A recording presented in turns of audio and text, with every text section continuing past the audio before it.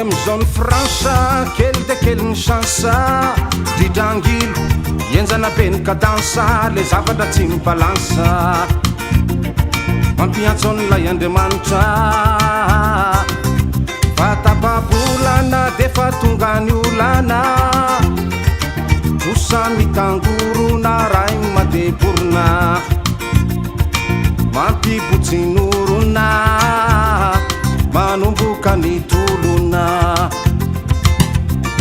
tsy hoe fagnaratsy fa resaka vakina to mandavantony maheno izany fona iza no mihanahana tsy mampisy fiovana vola no mampangididy vola ka mangidy vola no mikaravasy laseno malaky aza miambahamba efa io le kandra io tsy maintsy manja fa ny miankindo tsy mba mahaso viriny vavoa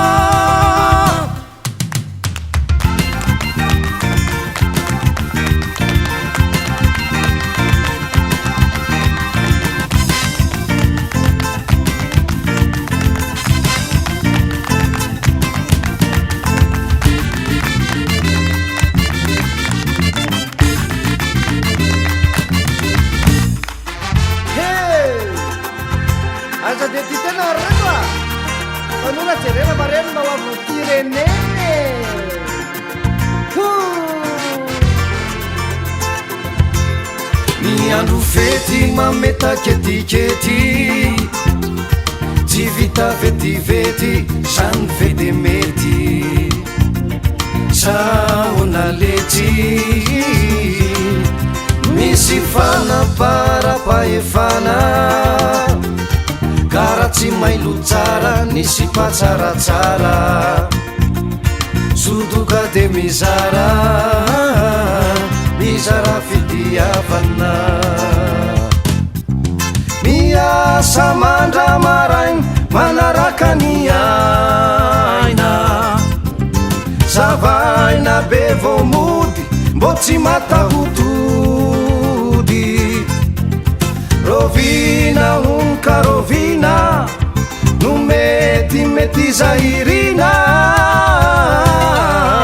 fa vola no mampangididy vola ka mangidy mariny zany vola no mikaravasy laseno malaky aza miambahamba efa io le kandra io tsy maintsy manja fa raha ilaiso indray antany mori zay tery fa mandray vola no mampangididy vola ka mangidy mariny zany vola no mikaravasy laseno malaky aza miambahamba efa io le kandra io tsy maintsy manja fa raha ilaiso indray antany mori zay tery fa mandray